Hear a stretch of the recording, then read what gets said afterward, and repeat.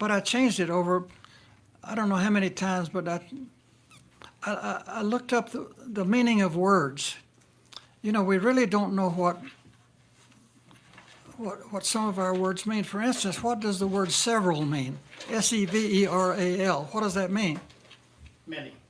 What? Many. No. No?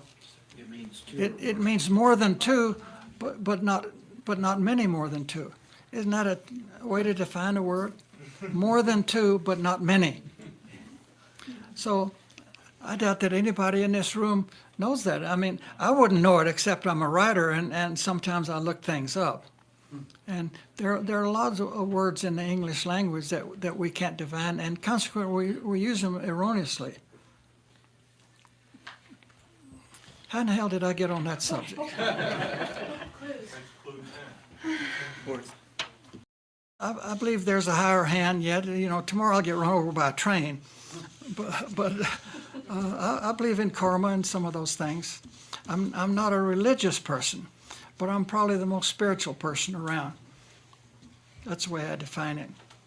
I hate to get on my soapbox with people, but all religions today have fetishes. They don't call them that, but that's what they are. And it's important that we believe. And my academic work was in shamanism. So if you're in the Amazon and the sorcerer, the medicine man, comes around, plays his rattle and chants, and then pulls a feather out of your ear saying the enemy sorcerer put it there, and then you are well, does it matter whether it is objectively true or not if you are well? That's the goal. It doesn't matter what it is. It only matters what you think it is. Yeah. And what it can do for you and what you can offer with it. Very important. Well, when I was a kid, I started making rules. When something significant would happen to me, I'd make a rule. And always my first rule, when I sold my gallery, I had 109 rules. Number one on the list was this: it doesn't matter who you are. It only matters who they think you are. That's how Andy Warhol got there. And he said, well, you have so many of those things. He said, you can't take it with you. I said, well, then I'm not going. And we laughed and changed the subject. But that night I started thinking about that. Who says I can't take it with me? Why do I have to live by everybody else's rules? Who says I can't influence the future? Who says I can't take it with me? I don't believe in those things. Which is best? Laying on the ground on a treasure chest, your bones rotting in the sun, or laying in a hospital room with tubes down your throat and your nose and machines everywhere, people running out watching you all the time? Which would you rather have? Take the desert. That's my philosophy. But anyway, I'll admit I'm a maverick in that area. It's something that I changed over and over again. When you read the poem, it looks like just simple words there. But I guarantee you, I worked on that thing. I felt like an architect drawing that poem. And the original version of the poem said, take the treasure chest, but leave my bones and go in peace, or something like that. But then I got well, and I ruined that story. But I believe very strongly in that.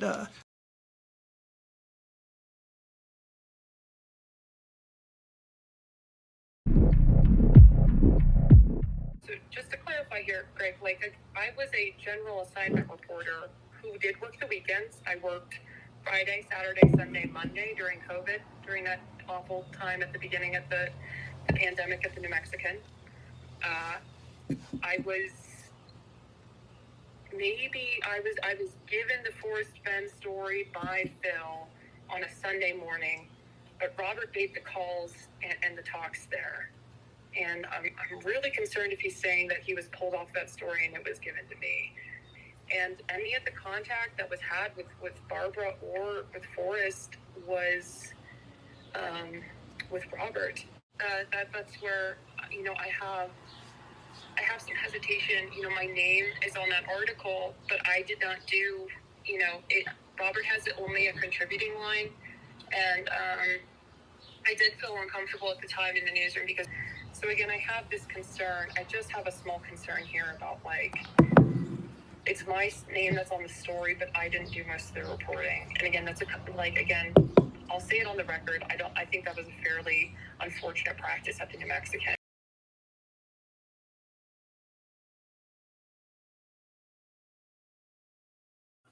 This woman is going to have no idea who I am other than potentially taking down a very quick story. Okay, that's it. That's what the press do.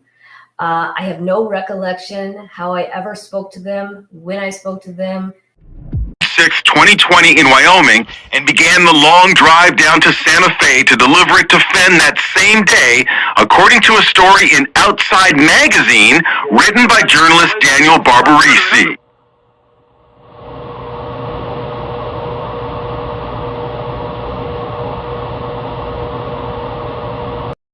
The guy who wrote the Medium article is the guy. Well, no, he didn't write the Medium article, so I got proof on that. Okay, well, I am not here to speak to that. I have no idea about what your proof is, and that's not something I have any. That was Forrest. That was Forrest and and Shiloh that wrote the Medium for Jack Stoof. Oh, okay. Well, that's. I mean, nice that that's what you think. So that's what he told you. Is that what Jack told you? That he's the one that wrote the Medium article? Yes, I also believe that. I have no reason not to believe that. Okay, so if I show the facts here in the next week, what would your opinion be then? If I show you the facts that he's lied to you? If you were able to show me facts that somehow prove that was written by Forrest posthumously with Shiloh, then I would change my opinion. But I have not seen anything to this point that would make me think that whatsoever. Right. I have an email dated October 25th, 2019 to Shiloh. That is Forrest Fenn's grandson. That was not meant for me to view. The only thing I can come up with is that my last name is SH, Shiloh is SH, and maybe that's where the error occurred. I don't know. It happened a couple other times too. In this particular email, it suggests that part of that part, not all, okay, because you're asking me if Jack Stoof wrote that. Maybe he did, but Forrest Fenn was aware of part of the Medium article. Does that satisfy your curiosity? Is that good enough? But you're asking me, am I saying that Jack Stoof didn't write the article? I don't know. Maybe he did, and he sent it to Forrest. Maybe he wrote not even a word of it. I don't know. I don't even think this guy exists, quite honestly. That Forrest Fenn didn't even know Jack Stoof. You want to go back?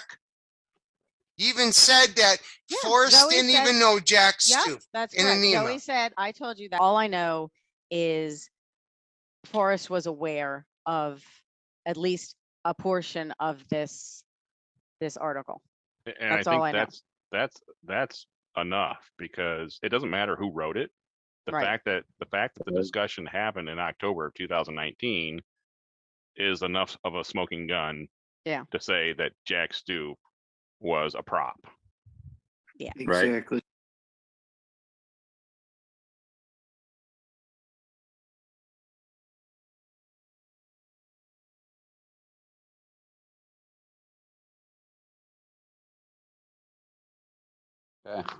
You want to share it? Yeah. Okay. Yeah, obviously. Okay, so without further ado, we're gonna let Scott take over right now. He's got some interesting stuff from Yellowstone. We had a discussion about everything. And correct me if I'm wrong, Scott, on what I say. Yellowstone and the Zoom thing is all bullshit, correct? It's looking that way. It's looking that way. Okay. Yeah, I'll explain it here, and then people could draw their own conclusions. Yeah, let them So- yeah. So I did a FOIA request to National Park Service through the Department of Interior, which would be where you would have to do it for Yellowstone. So I FOIA requested the Zoom meeting and the transcript of the Zoom meeting between Sarah Davis, Forrest Fenn, Jack Stoof, and the other government agents.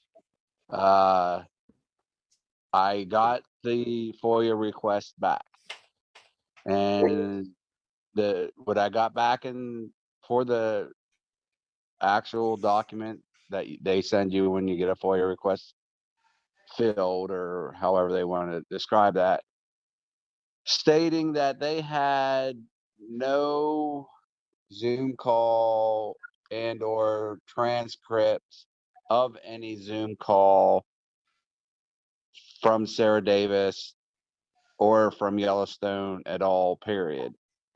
And so then I was thinking about it, and I'm like, that kind of like leaves it a little confusing on to, really what was what. So I called the FOIA agent from Yellowstone, and she basically, after having a conversation with her, she basically told me that Yellowstone, the rangers, or the whole park is not set up to be able to do Zoom calls, period. So I'm like, So back up. So back up and say that again, so everybody understands what you're trying to say. Yeah, she said that the park is not able, the rangers are not able to do Zoom calls. Exactly. So does everybody understand that rangers are not there to make Zoom calls? They don't have the capabilities. Correct. She made that perfectly clear when I pressed her. She's like, they cannot for them. They are not set up to be able to do Zoom calls. So there's no way through the government agency, through Yellowstone, was there a Zoom call made. Now, that doesn't mean that she didn't do a personal Zoom call off of her phone like I'm doing right now with you guys. That's not to say that she didn't do it at a different government agency. But what it's saying is that she did not do it from Yellowstone. She did not do it through her office at Yellowstone. Not through the way that she should have if she did do a Zoom call. So, and the representative said that, like, she couldn't even reach out to somebody to set up a Zoom call.